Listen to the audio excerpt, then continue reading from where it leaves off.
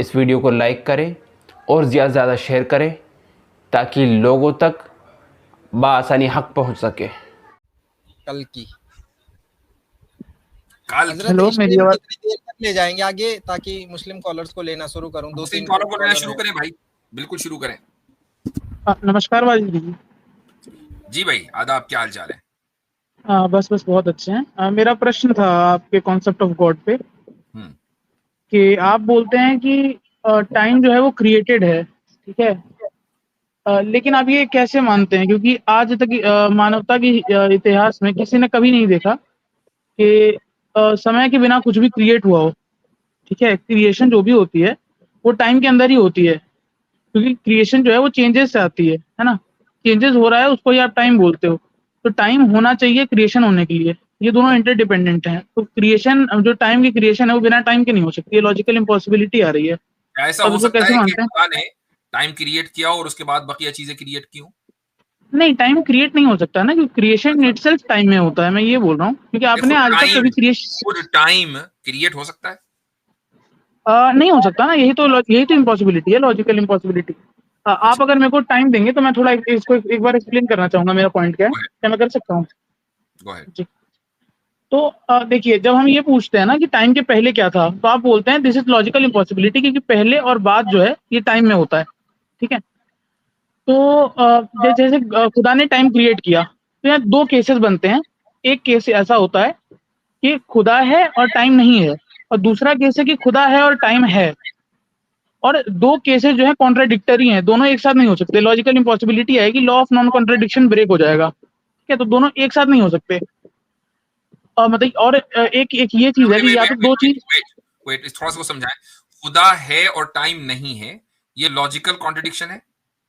नहीं, मैं आपको ऐसे समझा रहा हूँ। आप ये बोलते हैं कि जब कुछ नहीं था, केवल खुदा था, टाइम नहीं था, ऐसा था। ये भी एक केस है कि टाइम नहीं था, खुदा था। और एक ये केस है कि खुदा ने टाइम क्रिएट कर दिया, मतलब अब टाइम भी है और खुदा भी है, ठीक है ना। तो अब क्या है कि दोनों एक साथ नहीं हो सकते। टाइम है और टाइम नहीं है, ये एक साथ नहीं हो सकता। ये लॉ ऑफ नॉन कॉन्ट्रडिक्शन को ब्रेक कर देगा। नहीं, होल्ड ऑन, ऐसा नहीं है। जब हम ये कहते हैं कि खुदा था, टाइम नहीं था, इसका मतलब ये है कि खुदा इटर्नल है, टाइम इटर्नल नहीं है। फिर हम ये कहते हैं कि खुदा था और उसने टाइम क्रिएट किया, अभी भी हम ये कह रहे हैं कि टाइम इटर्नल नहीं है, खुदा इटर्नल है। इसमें कॉन्ट्रडिक्शन कैसे है? मैं आपको बताता हूँ। ये जो आप बोल रहे हो ना, खुदा था और टाइम नहीं था, ये जो था जो बोल रहे हो ना आप, ये पास्ट टेंस में है, और टेंस जो होता है ये टाइम के कारण होता है। तो ये लॉजिकल इम्पॉसिबिलिटी है। ऐसा है कि आप लिंग्विस्टिक इम्पॉसिबिलिटी को लॉजिकल इम्पॉसिबिलिटी नहीं बना सकते। क्यों? चूंकि हमारे पास टाइम, चूंकि हम टाइम बाउंड है, तो हमारे पास वो लैंग्वेज ही डेवलप नहीं है कि जो टाइम से इंडिपेंडेंट होकर, सेंटेंस से इंडिपेंडेंट होकर वो बात कर सके। अगर है तो बताएं।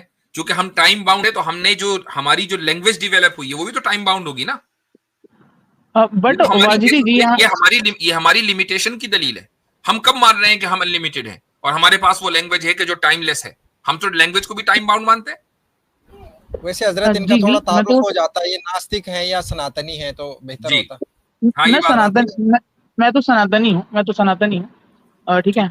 मैं पहले ये बोलना चाह रहा हूँ, देखिए लॉजिकल इम्पॉसिबिलिटी भी है, ठीक है। क्यों है, मैं आपको समझाता हूँ। भाई, आपकी लिंग्विस्टिक लिमिटेशंस हैं, लिंग्विस्टिक लिमिटेशंस को आप लॉजिकल इम्पॉसिबिलिटी नहीं कहेंगे। दादा मैं मतलब एक बार मैं एक्सप्लेन कर देता हूँ मेरा पॉइंट क्या है, फिर हम इस पे करते हैं, ठीक। तो ऐसा एक केस ऐसा होता है कि गॉड है, टाइम नहीं है। एक ऐसा केस है कि गॉड है और टाइम है, दोनों एक साथ नहीं हो सकते। कॉन्ट्रडिक्शंस हैं, होना और ना होना एक साथ नहीं हो सकता, ठीक है। तो दो चीजें या तो साइमल्टेनियस होंगी, या तो दो चीजें जो हैं पहले और बाद में सीक्वेंस से। ठीक है, होल्ड ऑन। क्या मॉर्टल और इमॉर्टल होना कॉन्ट्रडिक्शन है? क्या मोर्टल और इमोर्टल होना कॉन्ट्रडिक्शन है? एक ही आदमी का दोनों होना, हाँ, एक टाइम पे, पॉइंट ऑफ टाइम पे, हाँ, कॉन्ट्रडिक्शन है। एक ही वक्त में खुदा का इटर्नल होना और टाइम का नॉन इटर्नल होना कॉन्ट्रडिक्शन है? खुदा और टाइम एक्चुअली दो डिफरेंट एंटिटीज नहीं है। खुदा और टाइम एक ही चीज है, हम दोनों को अलग नहीं मानते, अभिन्न मानते हैं। मैं मानता हूँ, मतलब खुदा को आप टाइम मानते हैं, तो आप दलील आपके जिम्मे है कि खुदा टाइम है, इसकी दलील। नहीं, टाइम और खुदा नॉन, मैं ऐसे समझिए, टाइम खुदा नहीं है, टाइम भी खुदा का ही पार्ट है, मैं ये बोल रहा हूँ। लेकिन वाजिद जी, टाइम भी खुदा का ही पार्ट है। जिस तरह टाइम इटर्नल है, खुदा इटर्नल है, टाइम भी इटर्नल है, that's what you are saying, right? Yes, that's what I am saying. अच्छा, अब आप इसको साबित करें। मैं वही कर रहा हूँ कि टाइम का अनक्रिएटेड और टाइम का क्रिएटेड दोनों एक साथ नहीं हो सकता है, दोनों तो मतलब हम लाइक कब कह रहे हैं एक साथ? भाई हम नहीं कह रहे एक दादा, साथ ना, हम नहीं मान रहे। मैं ये पूरा केस बना रहा हूँ कि ये केस कैसे कैसे आगे चलेगा, मैं वो पूरा समझा रहा था आपको, उसमें आपने मतलब फिर बीच में वो बोला जी, तो नहीं, दोनों एक आप साथ केस नहीं हो वो सकते। बनाएं, लिसन, आप वो केस बनाएं जो कि टाइम वेस्ट होता है ना, केस वो बनाएं हमारे खिलाफ जिसको हम मानते हो, हम खुद ही नहीं मानते, तो केस बना के क्या फायदा? नहीं, मैं इसके आगे वो आपका केस ला रहा हूँ मैं, तो या तो दो चीजें जो होंगी एक साथ एग्जिस्ट कर रही होंगी, एक साथ एग्जिस्ट कर रही होंगी, या एक पहले और एक बाद में एग्जिस्ट करेंगी। Either something will be in chronology और the same point of moment. दो ही पॉसिबिलिटीज हैं। अगर इसको छोड़ के आप कोई और पॉसिबिलिटी मानते हैं तो आप मेरे को बता दीजिएगा। ये अगर पॉसिबिलिटी आपने इस फिजिकल वर्ल्ड से डिड्यूस की ना? जी, मुफ्ती physical साहब, world से deduce की। मैं थोड़ा इनसे एक दो सवाल पूछना चाहता हूँ। बस मेरे लास्ट सवाल का जवाब दे दें। ये जो पॉसिबिलिटी आपने कहा है कि ये तो ये होगा वो तो होगा, इस फिजिकल वर्ल्ड को देखकर ही किया ना? जी, फिजिकल वर्ल्ड को देख के किया। ठीक है, लॉज ऑफ फिजिक्स खुदा के ऊपर अप्लाई नहीं होते। गो अहेड जी आसिम भाई। लेकिन नहीं, जी, इसमें दिक्कत ये है कि फिर अगर आप ये आप एक मिनट सुनिए, मैं आपको पता है पहले और बाद की कितनी किस्में होती हैं? पहले थोड़ा हिंदी में बोलिए मेरे को, मतलब उर्दू के वो लफ्ज़ how many types of after and before? नहीं, मेरे को नहीं पता, आप बता दीजिए। देखिए, अब आपको एक ही पता है, अब वो है टाइम वाला आफ्टर बिफोर, इसलिए आपको ये फैलेसीज हो रही है। अगर आपको यही पता हो जाता आफ्टर और बिफोर की कितनी किस्में हैं तो आपको समझ में आ जाती। मैं बस इलस्ट्रेशन देता हूँ। मैं जो बोल रहा हूँ वो समझ आ रहा है आपको? हाँ, मेरे को समझ में आ रहा है, बताइए। मैं क्या, मेरे वर्ड आप सुन रहे हैं? जी, मैं सुन रहा हूँ। उस वर्ड का एक मीनिंग है। इंट्रिंसिक मीनिंग नहीं है, लेकिन एक मीनिंग हमने मान लिया है। जी, आप मीनिंग तभी तो आप कन्वे कर पा रहा हूँ ना मैं, मीनिंग है तभी तो उस वर्ड को कुछ समझ पा रहे हैं आप। नहीं, इंट्रिंसिक मीनिंग नहीं है, हम दोनों ने एक मीनिंग पे एग्री कर लिया है। हाँ, ठीक है, मतलब एक मीनिंग मान लेते हैं। ठीक है, इंट्रिंसिक है नहीं है वो, उसको छोड़ दें आप। जो भी मीनिंग, एक मीनिंग आपको समझ में आ रही है ना मेरे वर्ड की? जी। और मुझे ये बताएं कि जो वर्ड है और जो मीनिंग है वो दोनों जमाने में एक ही साथ पाए जाते हैं? ठीक है, सही बात है। लेकिन इसमें रिलेशनशिप है आफ्टर और बिफोर का। अब ये पता करिएगा आपके इसमें कौन सा आफ्टर और बिफोर का रिलेशनशिप है। अगर ये बात आपको समझ में आ जाएगी, वर्ड और मीनिंग का जो रिलेशनशिप है आफ्टर और बिफोर का, वो जो है वो ज़मानी नहीं है, तो हम अपने ठेठ अपने कलामी लफ्ज में कहेंगे कि तकद्दुम की बहुत सारी किस्में होती है, तकद्दुम और तअख्खुर की। और आप जो है बस ज़मानी तकद्दुम और तअख्खुर में लटके हुए हैं और आप समझ रहे हैं कि आप आ गए हैं कोई बहुत बड़ा आर्ग्यूमेंट लेकर। हमारे यहाँ खुदा का और मखलूक का जो तकद्दुम और तअख्खुर है वो ज़मानी नहीं है, वो वजूदी है। खुदा जो है वो वजूद में हमसे पहले है और खुदा के ऊपर ज़माना अप्लाई नहीं होता, टेंसेस टाइम अप्लाई नहीं होता। तो ये कहना कि खुदा ज़माने में पहले है, टाइम में पहले है, ये फैलिटी है। ठीक है, तो अच्छा, अब आपको आपको समझ आ गई। चूंकि आपने बहुत ठेठ टर्मिनोलॉजी इस्तेमाल की है तो हमारे कालकी भाई को तो ये यकीनन समझ में नहीं आएगी, ऑब्वियसली बात है, ये उनकी फील्ड नहीं है। लेकिन मैं एक चीज कालकी भाई आपसे सवाल करता हूँ कि अगर खुदा टाइम में है या कोई भी चीज अगर टाइम में है तो स्पेस में भी तो होगी ना? ठीक है। तो खुदा भी स्पेस में होगा? हाँ, स्पेस भी खुदा ही है, मतलब खुदा से इंडिफरेंट है, मतलब अलग नहीं है। तो खुदा और टाइम और स्पेस में है तो टाइम और स्पेस भी खुदा का पार्ट है। टाइम, स्पेस और ऑब्जेक्ट्स जो है खुदा का ही पार्ट है। अच्छा, तो फिर आप ये कह रहे हैं कि मैं और आप भी खुदा ही का पार्ट है? जी, मैं भी खुदा का ही पार्ट हूँ। हाँ, तो ये प्योर सनातनी जो थियोलॉजिकल अप्रोच है वो ये है कि आप खुदा का पार्ट है। इस वक्त खुदा से अलग है या खुदा में शामिल है? खुदा से शामिल है, मतलब हाँ, जुड़े हुए हैं। लेकिन वाजिदी जी, मेरे को पूरा पॉइंट आपने रखने नहीं दिया। आपका एक पॉइंट था, मैं उसके अगेंस्ट में कुछ बोलना चाह रहा था कि इस वक्त आप खुदा से अलग हैं या खुदा में हैं? खुदा का पार्ट हूँ मैं। आपका हाथ आपके अंदर है कि आपका हाथ आपके बाहर है, दोनों नहीं बोल सकते। आपका हाथ आपका पार्ट है, ये बोलना पड़ेगा आपको। मेरा हाथ मेरे से जुड़ा हुआ तो है ना, ये तो मानना पड़ेगा ना। जी, जुड़ा हुआ है। अच्छा, अब जब आप अब मुझे बताएं कि मेरा हाथ क्या मेरी मर्जी के मुताबिक अमल करेगा कि मेरी मर्जी के खिलाफ? नहीं, आपने जैसे मान लिया इस चीज को कि इसी को लेके चले ना, मेरा हाथ मेरी मर्जी के खिलाफ चलेगा कि मेरी मर्जी के मुताबिक? नहीं, आपकी मर्जी के मुताबिक चलेगा। तो आप खुदा की मर्जी के मुताबिक करते हैं जो भी काम करते हैं, या कभी कभी मुखालफत भी कर लेते हैं? खुदा ने अपनी मर्जी से मुझे फ्री विल दिया है, उसके बाद मैं जो चाहता हूँ मैं वो करता हूँ। अच्छा, तो आप फिर हाथ वाली बात गलत हो गई। फिर आप ये कहें कि मैं अपने हाथ को फ्री विल दे सकता हूँ कि मैं कुछ और सोच रहा हूँ, हाथ कुछ और नहीं, कर तो रहा है। आप क्या आप खुदा को अपने जैसा मानते हैं? अगर आप खुदा को अपने जैसा मानते हैं तो फिर ये आप तो आप टाइम कह रहे हैं ना भाई, ये वगैरह तो आप कह रहे हैं ना, आपने हाथ और इंसान की मिसाल दी है, तो उसी को मैं रिवर्स कर रहा हूं कि अगर आप खुदा का हिस्सा हैं और खुदा में शामिल हैं, तो आप खुदा की मर्जी के मुताबिक कोई काम नहीं कर सकते हैं। मैं खुदा की मर्जी के मुताबिक कोई काम नहीं कर सकता हूँ, ये सॉरी, खुदा की मर्जी के खिलाफ, खुदा की मर्जी के खिलाफ कोई काम नहीं कर सकते। जो भी करेंगे खुदा की मर्जी के मुताबिक करेंगे।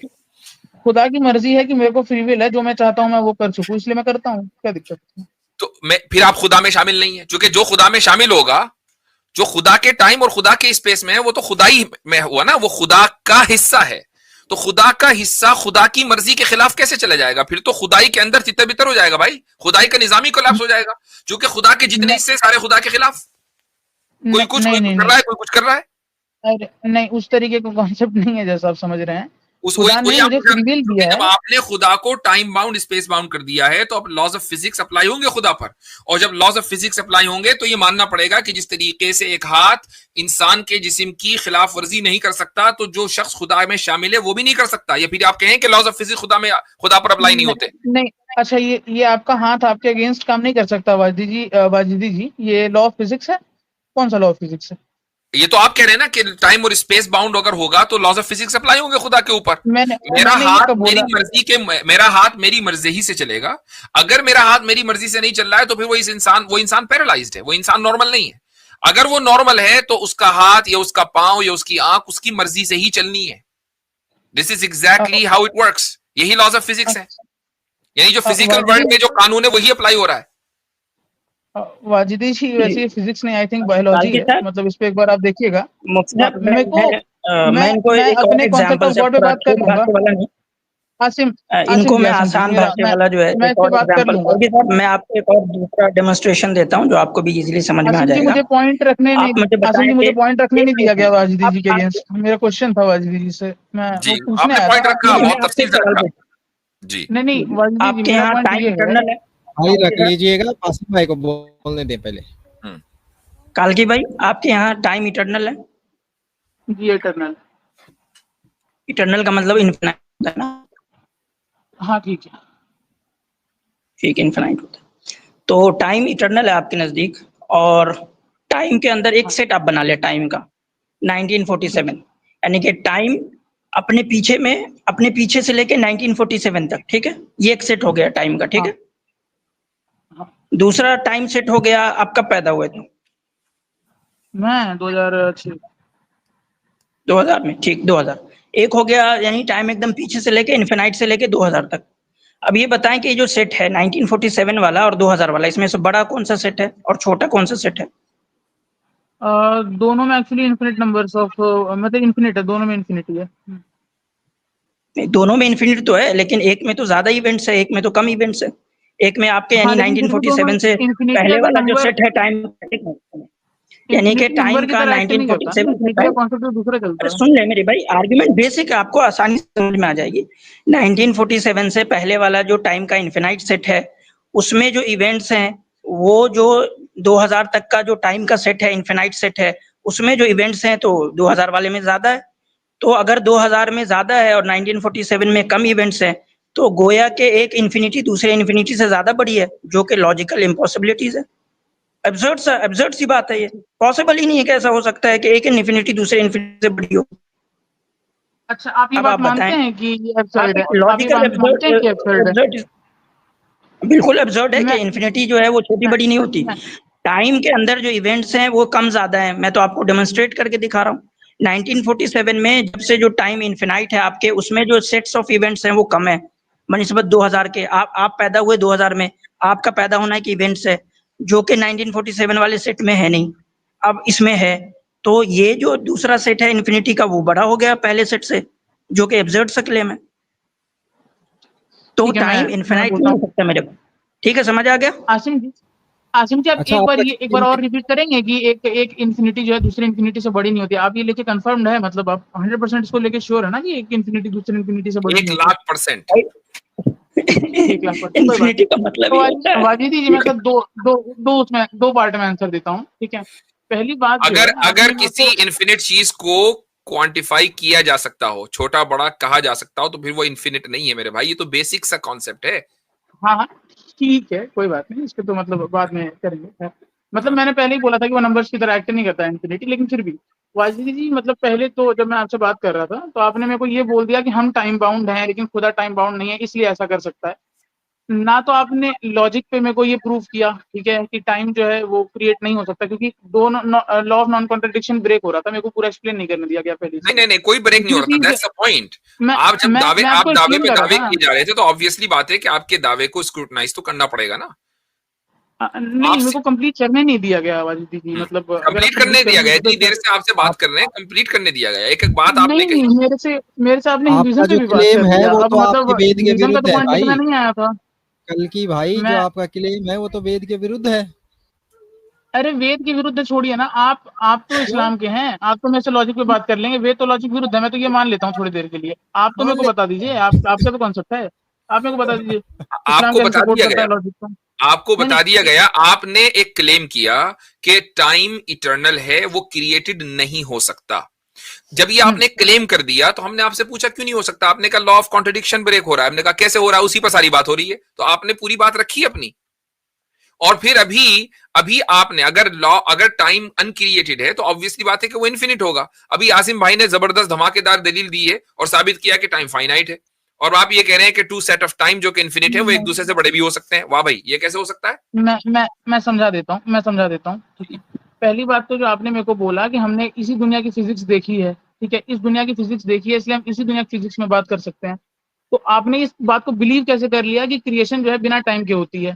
तो ये आपका ब्लाइंड बिलीफ है, पहली चीज ये। नहीं, होल्ड ऑन दूसरी होल्ड ऑन, चीज ये ऐसे नहीं। ये सारे क्लेम है, ये सारे क्लेम है। नहीं इस पर मैं भी नहीं ये इस पर मैं भी जवाब दूंगा। Hold on. आप ये बताएं कि कोई अगर बात नहीं। टाइम इन्फिनिट है तो दो इन्फिनिट चीजें एक दूसरे से छोटी बड़ी हो सकती हैं? रियल नंबर ऑफ इन्फिनिट्स और एक्चुअल नंबर ऑफ इन्फिनिट का आपको पता है डिफरेंस कैसा होता है? मतलब समझाइए, आपने देखा है कभी? समझाइए, मैं समझाइए जी। आप जी, एक बार आप गूगल कीजिए रियल नंबर गूगल ऑफ करने की इन्फिनिट जरूरत नहीं वर्सेस है। Actual number of infinite. Google करने की जरूरत नहीं है। आप समझाएं कि टू सेट ऑफ टाइम जो कि इन्फिनिट है एक दूसरे से बड़े हो हाँ, सकते हैं जी। मैं समझा देता हूँ मैं। हम्म, इन्फिनिटी आपको आप ना नंबर समझ के यूज कर रहे हैं कि भाई एक नंबर बड़ा होगा, एक नंबर छोटा होगा। तो infinite as a number act नहीं करता है ना। इन्फिनिट जी का कैसे कॉन्सेप्ट जो है करता वो बहुत डिफरेंट है। नहीं, है? जी बताएं कैसे। इस तरीके से वर्क नहीं करता है। जी कैसे उसका करता है, कॉन्सेप्ट बताइए। जो है आपके जी। फिजिकल वर्ल्ड में आपने इन्फिनिटी नहीं देखा है, इसलिए आप समझ नहीं पा रहे हैं, ओ ठीक है, यही मैं बोल देता हूँ। हो। अच्छा, तो फिजिकल वर्ल्ड में चूंकि इन्फिनिटी नहीं देखा तो समझ नहीं पा। आपने देखा? नहीं, मैं नहीं देखा, लेकिन तो जिस कैसे तरीके पता? से आप बोल रहे हैं तो कैसे पता? ये तो बता आपका बिलीफ हो गया। ये तो आपका बिलीफ हो गया भाई। नहीं, अब आपके मैथमेटिकली बिलीफ को क्यों माने? मैथमेटिकली पॉसिबल है, इसलिए मैं मानता हूँ इस बात को। अभी तो नंबर मैथमेटिकली नहीं भी। मान रहे हैं आप। मैथमेटिकली जी पॉसिबल है, एक्चुअली पॉसिबल नहीं है। ये तो हाँ, हम पहले ही जी से हाँ कह रहे एक्चुअल नंबर ऑफ हैं। एज अ इन्फिनिटी पॉसिबल है कॉन्सेप्ट, ना। एज अ कॉन्सेप्ट जो है वो पॉसिबल है, एज अ एक्चुअल पॉसिबल नहीं है मेरे भाई। और आप अगर उसको आप एज अ एक्चुअल पॉसिबल मानते हैं तो फिर आप एब्सर्ड क्लेम कर रहे हैं, क्योंकि फिर आप एक्चुअली दो ऐसे सेट ऑफ टाइम को जो कि दोनों इन्फिनाइट है छोटा बड़ा मान रहे हैं।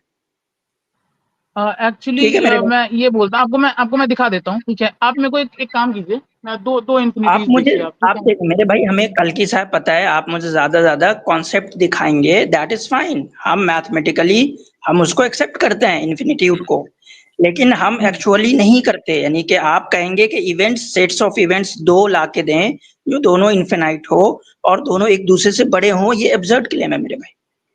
नहीं ठीक है, मैं ये बोल रहा हूँ कि आप भी आप बोल देखें, रहे हैं कि आप भी मैथमेटिकली असल में एट पॉसिबल द है end but of the actually day possible नहीं है। इंफिनिटी को अगर मानते हैं तो out of this physical world ही मानते हैं, मैथमेटिकली मानते हैं, जो एक्चुअली नहीं है। और आप हमसे कह रहे हैं कि भाई आपने खुदा को टाइम बाउंड नहीं माना है, तो खाली मानने वाली बात हुई। आप भी वही कर रहे हैं ना भाई। नहीं, ये आपने कैसे चले, बोला कि हो गई बात। मैथमेटिक्स जो है ये टाइम स्पेस से बाउंड नहीं है? चले, हो गई बात। भाई ठीक है, इजाजत अरे चाहिए ये कैसे आपसे। बात हुई? आप अपने आप को ही रद्द कर चुके हैं। बेसी वेद को आपने जो है इलॉजिकल बोल दिया भाई। अच्छा ठीक है, अब आगे बढ़ते हैं। पहले मुस्लिम कॉलर की तरफ, नॉन मुस्लिम को बाद में लेंगे। अगले हफ्ते से हजरत मुस्लिम को पहले ले लेंगे, नॉन मुस्लिम चूंकि अब बाद में ज्यादा करके आ रहे हैं तो इस तरह से रख लेंगे। तो चले देखते हैं इंशाल्लाह। अस्सलाम वालेकुम। वालेकुम सलाम।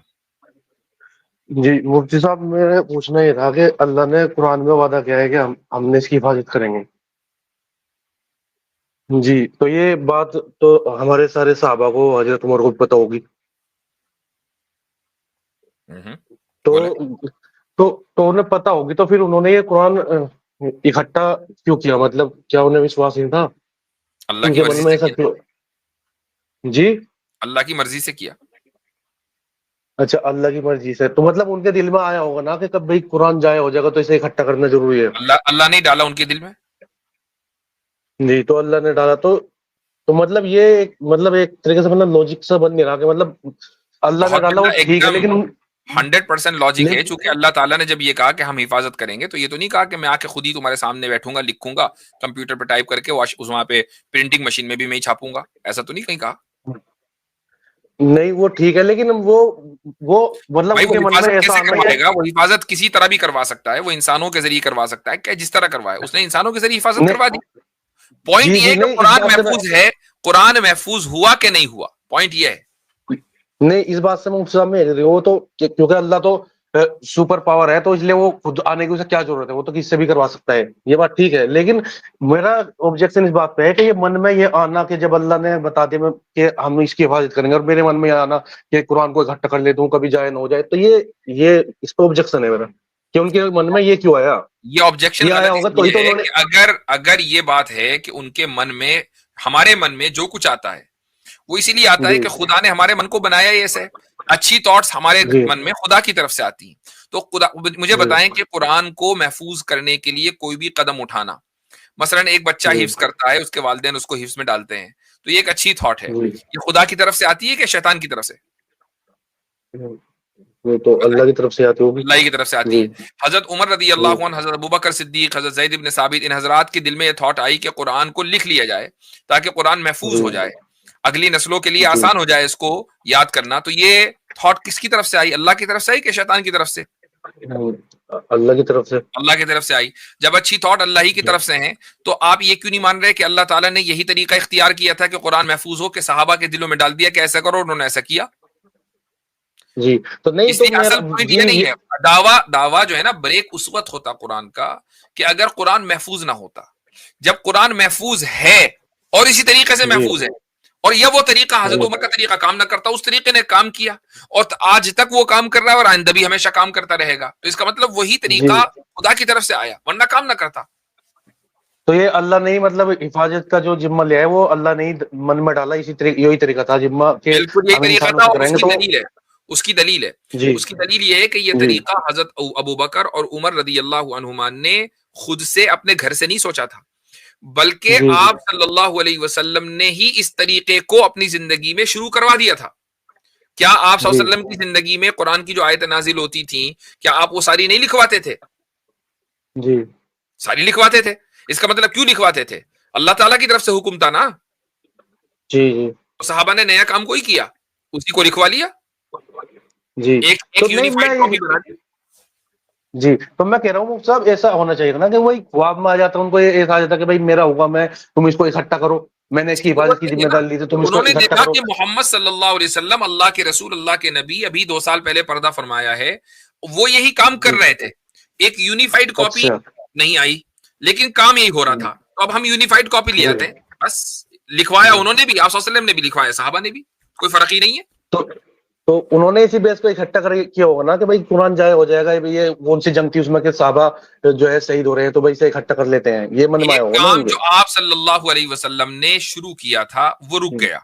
ठीक है, वो किस वजह से जी रुका? क्योंकि हजरत अबू बकर जब खलीफा बने, तो जो हुकूमत थी उनके सामने बहुत सारे चैलेंजेस थे, लोग बगावत पर आमादा थे, जंगें चल रही थी, तो जो ये काम जी होना चाहिए था ये रुक गया। इसलिए कॉन्वर्सेशन हुआ कि अगर हमने जो आप सल्लल्लाहु अलैहि वसल्लम ने काम शुरू किया था उस काम को नहीं जी बढ़ाया, तो इस तरीके से तो कुरान महफूज नहीं रहेगा, तो हमें उस काम को जी आगे बढ़ाना है। ये काम अल्लाह ताला जी ने रसूलुल्लाह सल्लल्लाहु अलैहि वसल्लम के जिम्मे लगाया था, आप सल्लल्लाहु अलैहि वसल्लम ने ये काम सहाबा को सिखलाया, सहाबा ने वही काम किया, तो ये अल्लाह ही के हुक्म से है। जी जी जी, लेकिन आपने बता देना कि वो उनके मन में आया कि ऐसे तो कुरान जाए हो जाएगा, तो ये बात उनके मन में नहीं आनी चाहिए था ना, जब अल्लाह ने वादा कर रखा कि हम इसकी हिफाजत करेंगे भाई। मन में अगर आपके मन में जी आता है कि आप नमाज पढ़ें, जी आता है, जी जी, आता है। आप ये कहते हैं भाई अल्लाह ताला का हुक्म है नमाज पढ़ने का, मेरे मन में आनी नहीं चाहिए, बस मैं तो खुद नमाज पढ़ता हूँ रोबोट की तरह, ऐसे तो नहीं होता। जी भाई अल्लाह ताला का हुक्म है, अब एक इंसान जी के मन में आएगा कि उस हुक्म को फॉलो करे, तभी तो फॉलो करेगा ना। जी तो अल्लाह ने कहा कि इस कुरान की हिफाजत होगी, सहाबा के मन जी में आ गया कि इस तरह हिफाजत होगी, तो इसमें यानी इसमें एतराज वाली बात कौन सी हुई? यहाँ पे फर्क इतना समझ लीजिए सादाब खान भाई कि जो बात मन में आ जी रही है, अगर उस बात पे क्लेम किया जा रहा है कि ये मेरी बात थी और मैंने खुद से अपने मन में खुद लाई, से आई। तब तो आपकी बात बनती। लेकिन अगर सिर्फ मन में आने की बात है तो अल्लाह की तरफ से आई है। क्या जी वो ठीक है, लेकिन वो अलग तरीके से आ जानी चाहिए थी ना कि भाई वो, लेकिन चलो वो मतलब ये सब ठीक है मेरे भाई, चलो मन में अभी ये आना। बस हो गया, अब मन खुलासा में वही बात हुआ। आएगी, अब मन में किस तरह बात आएगी ये भी मैं और आप बैठ के तय करेंगे। हाँ, ये तो ये आप एक्स कर मुस्लिम तय करेंगे बैठ कर, एक्स मुस्लिम वहां से तय करके बताएंगे इनको, और ये आगे यहाँ पूछेंगे आप। चले ठीक है, सादाब खान इजाजत लेंगे आपसे। रियाज अहमद, रियाज भाई। जी अस्सलाम वालेकुम मुफ्ती साहब। वालेकुम अस्सलाम। खैरियत सर? अल्हम्दुलिल्लाह। जी थैंक यू मुफ्ती साहब। मुझे कॉल पे मैं बहुत टाइम से ट्राई कर रहा था, आज फर्स्ट टाइम मेरा लगा है। अल्हम्दुलिल्लाह मैं मुस्लिम हूँ। मेरा जी एक क्वेश्चन था आपसे कि जब हमारे नबी हजरत मोहम्मद सल्लल्लाहु अलैहि वसल्लम मिराज पर गए थे, तो वहां पर उन्होंने जन्नत और जहन्नम देखा था और जहन्नम में लोगों को सजा देते हुए वहां पे देखा था। बट जैसा आपकी भी मैंने स्ट्रीम में सुना है कि जब इंसान मरता है तो वो जन्नत जहन्नम में नहीं जाता, वो बरज़ख में जाता है। जन्नत जहन्नम जब कयामत होंगे उसके बाद ही जाके उसका फैसला होगा। तो क्या इसका मतलब ये था कि हमारे नबी को अल्लाह ने टाइम ट्रेवल करवा के कुछ फ्यूचर दिखाया था वहां पर, या क्या हुआ पॉसिबल था? है, पॉसिबल है। और साथ में ये भी था कि बरज़ख वाला जो सवाल था कि बरज़ख की ज़िंदगी के बारे में क्या कहीं पर कुछ मेंशन है? जैसे क्या यहाँ पर जन्नत और जहन्नम के बारे में काफ़ी कुछ मेंशन है, पर बरज़ख की ज़िंदगी के बारे में भी क्या कुछ मेंशन है? अगर है तो आप थोड़ा-सा इस पे बताएँ। अहादीस में तो जगह जगह है ये बरज़ख की जिंदगी में, और इसी तरीके से यह है ना सूरह मुतफ़्फ़िफ़ीन, जी। इसकी मैं आयत आपको सुना देता हूं, एक मिनट। अल्लाह ताला फरमाता है सूरह मुतफ़्फ़िफ़ीन में कि रूह के ताल्लुक से कि मरने के बाद फिर रूहें जो हैं वो कहाँ जमा होती हैं। वो ये कहता है कि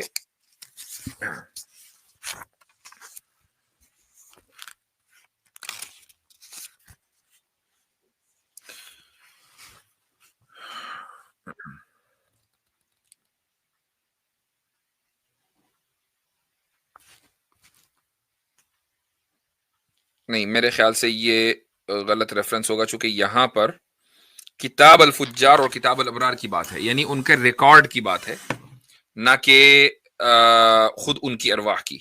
लेकिन बहरहाल मैं अभी आपको बताता हूँ, एक मिनट रुकिए ताकि बात क्लियर हो जाए। जस्ट अ सेकेंड,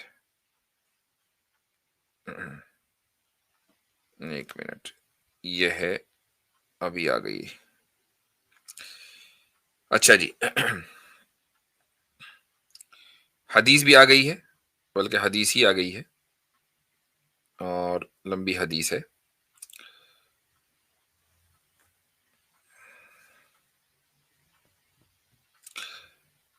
बुखारी और मुस्लिम की रिवायत है, अनस इब्न मालिक रज़ी अल्लाहु अन्हु फरमाते हैं कि रसूल अकरम सल्लल्लाहु अलैहि वसल्लम ने फरमाया कि इन्नल अब्द इज़ा वुदिअ फी क़ब्रिही, जब एक बंदे को उसकी कब्र में रखा जाता है और उसके रिश्तेदार पीठ फेर कर जाते हैं, वतवल्ला अन्हु अस्हाबुहु, तो व इन्नहु लयस्मअ क़रअ निआलिहिम, यहाँ तक कि वो उनके जूतों की जो आवाज़ है वो भी सुनता है, यानी उसकी जो फ्रीक्वेंसी है सुनने की वो इतनी हाई हो जाती है कि वो उनके जाने की आवाज़ को सुनता है, जबकि वो मनो मिट्टी के नीचे दबा हुआ है।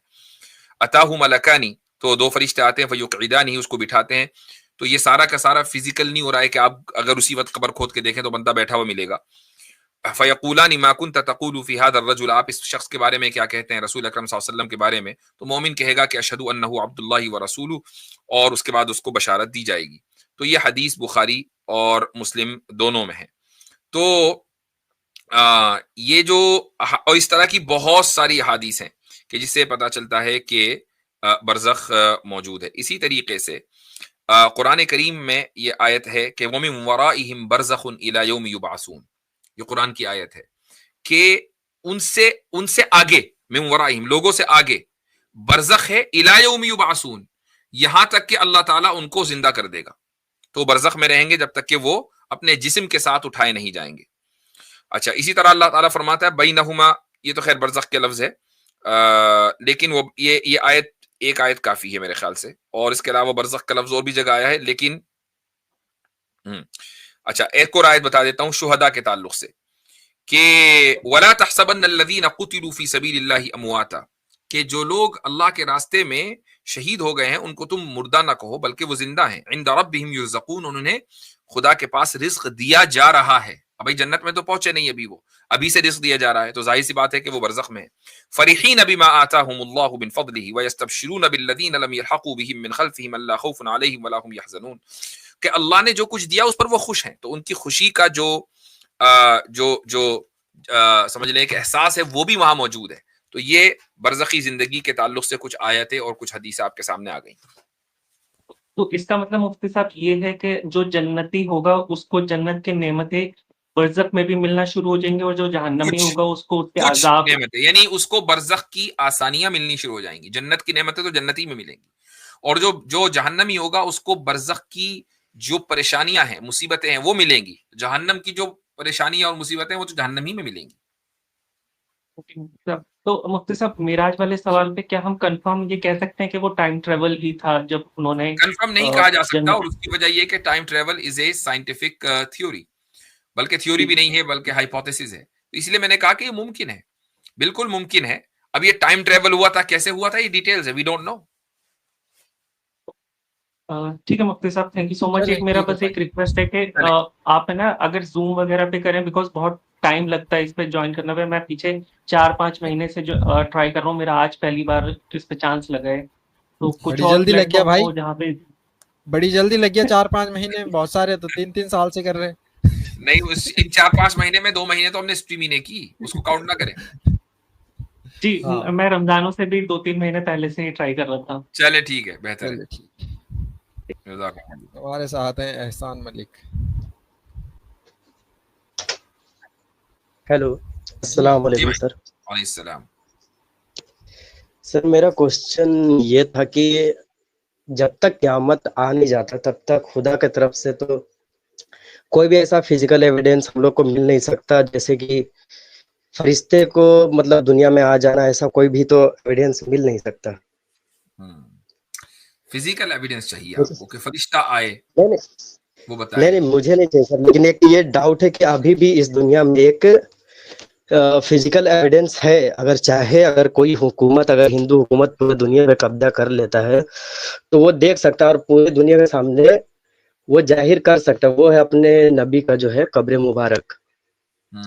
क्योंकि कुरान में ऐसा मैंने सुना है कि जितने भी अंबिया हैं, नबी हैं, रसूल हैं, उनके शरीर जो है कि एग्जैक्ट रहते हैं, वो मतलब डिस्ट्रॉय नहीं होते कब्र में। तो अगर वो जाहिर हो जाए तो क्या क़यामत उसी वक्त आ जाएगा? क्योंकि सारे जो टेस्ट है वो तो खत्म हो जाएंगे, और कोई फायदा नहीं आपके सवाल। नहीं, इस्लाम की रियलिटी होगा वो तो सामने आ जाएगा।